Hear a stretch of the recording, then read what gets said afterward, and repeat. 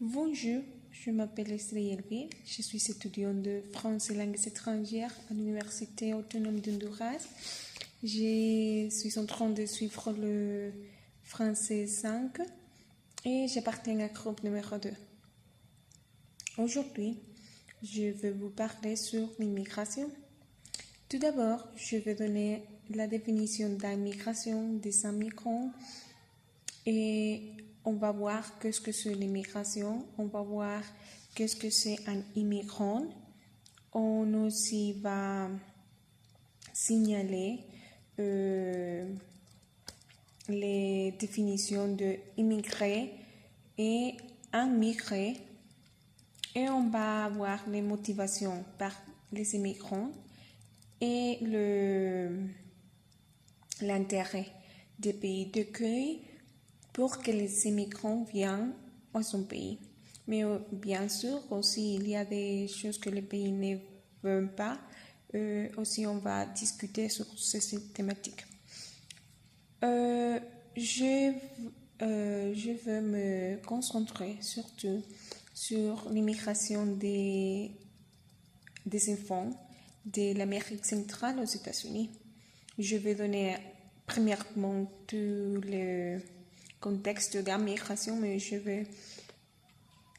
que je veux c'est discuter l'immigration des enfants de l'Amérique centrale aux États-Unis. C'est ça qui m'intéresse. Et après ça, je vais donner ma petite réflexion et finalement la conclusion. Bien. Qu'est-ce que c'est l'immigration? L'étymologie de l'immigration vient du latin immigrare, qui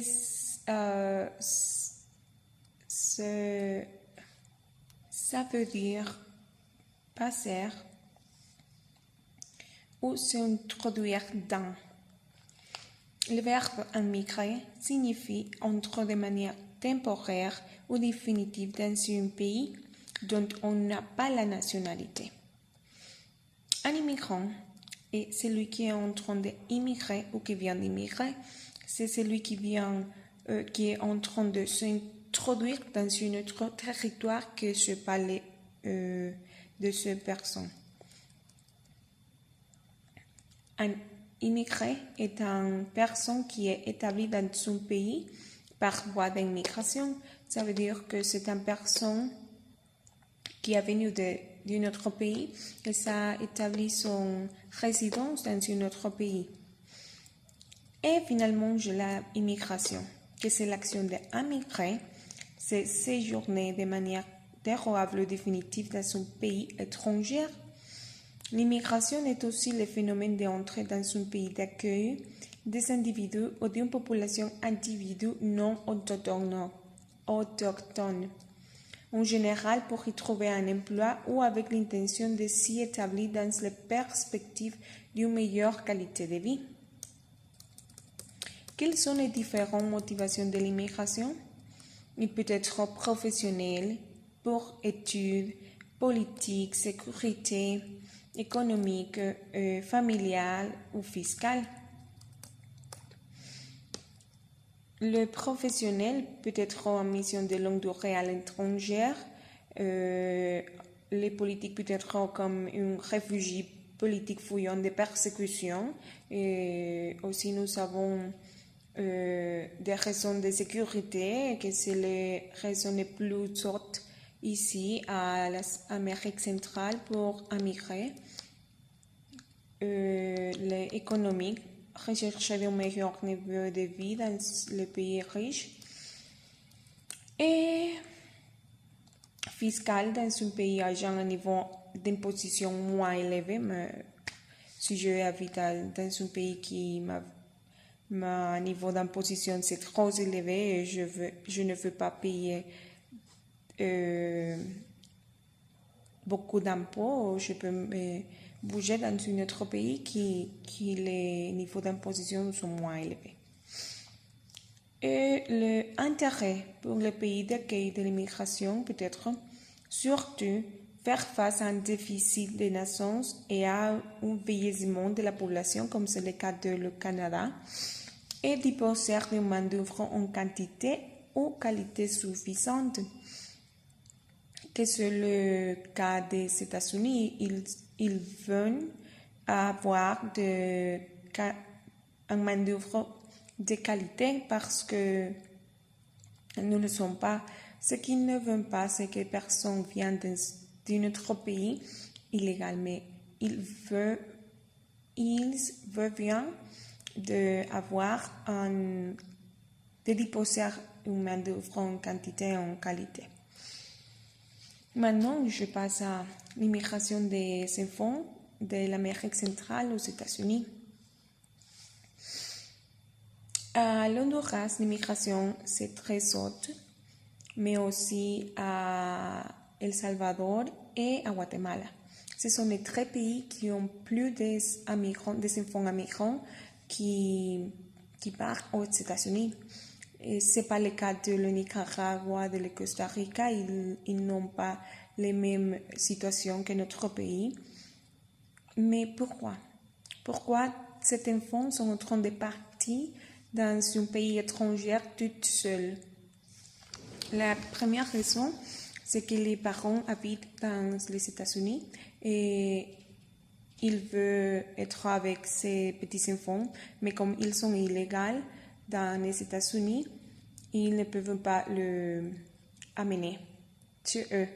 Et alors, ils font des migrations illégales. Ils pensent que c'est mieux d'amener ces enfants à travers de toutes ces situations pour que les situations dans notre pays, surtout dans le Honduras, le Guatemala et le Salvador, c'est trop difficile en sécurité, en éducation et en santé. La insécurité dans certains lieux, dans ce pays, c'est très, très, très mauvais. Il n'a pas la qualité de vie qu'ils vont avoir dans un autre pays, même si ils risquent ces vies en partant aux États-Unis de manière illégale. Nous avons l'Honduras, l'année dernière, avons plus de 500 000 enfants immigrants illégaux qui ont parti aux États-Unis. C'est beaucoup des enfants qui sont en train de partir aux États-Unis tout seuls avec des coyotes. Ça me paraît un peu alarmant parce que ça veut dire qu'ils sont beaucoup de personnes qui partent des enfants qui partent aux États-Unis sans son papa, sans son maman. Peut-être qu'ils sont déjà aux États-Unis, mais c'est beaucoup le risque qu'il y a pour traverser des autres pays pour arriver aux États-Unis. Et ils sont des enfants, ils ne peuvent pas se défendre comme un adulte. Il y a des traités entre les États-Unis et ce pays de l'Amérique centrale pour que quelques parents peuvent amener ses enfants aux États-Unis, mais ils doivent être légaux, avec un statut légal. Ils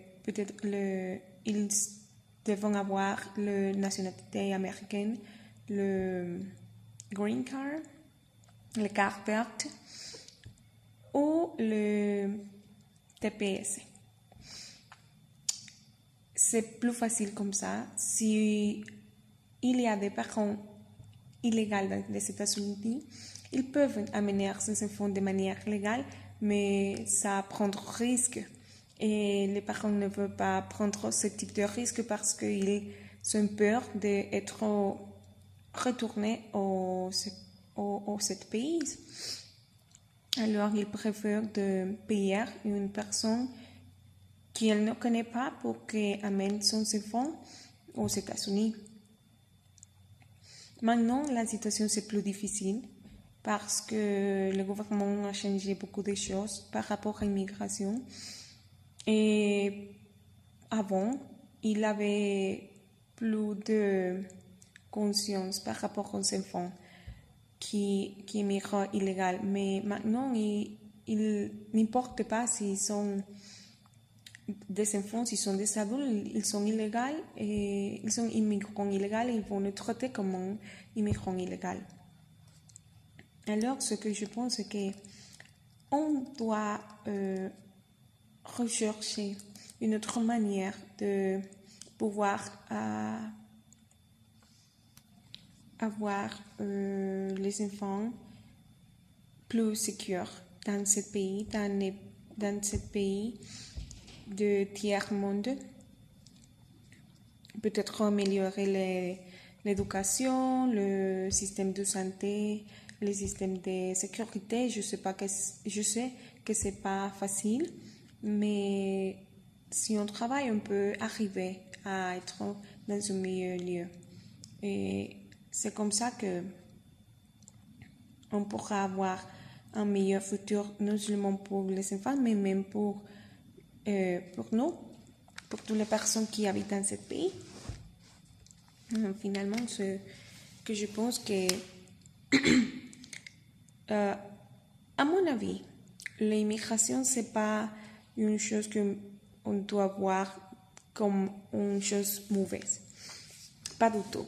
Nous avons déjà vu qu'il y a des choses positives dans l'immigration. On peut améliorer notre qualité de vie. On peut faire face à un déficit de naissance aux pays étrangers. Il y a des pays qui aiment beaucoup avoir des immigrants et qu'ils donnent de l'opportunité pour que personne vienne dans son pays, tu étudiais, tu travaillais. Mais il y a des autres pays comme les États-Unis ou l'Espagne que, comme ils sont déjà beaucoup de personnes dans les territoires, ils ne veulent pas qu'il soit plus de personnes celui-là, et je comprends ça. Alors, on doit chercher des opportunités dans d'autres pays, non pas seulement les États-Unis ou l'Espagne, que c'est l'autre pays qui a reçu beaucoup d'immigrants par rapport au cas de l'Amérique. Parce que si on voit le cas de la France, ils sont plus des immigrants qui viennent de l'Afrique, par exemple, ou le Moyen-Orient. Mais par rapport à l'Amérique centrale, c'est plutôt les États-Unis qui ont comme destin pour émigrer. Et bon, c'était mon opinion sur l'immigration. Merci beaucoup.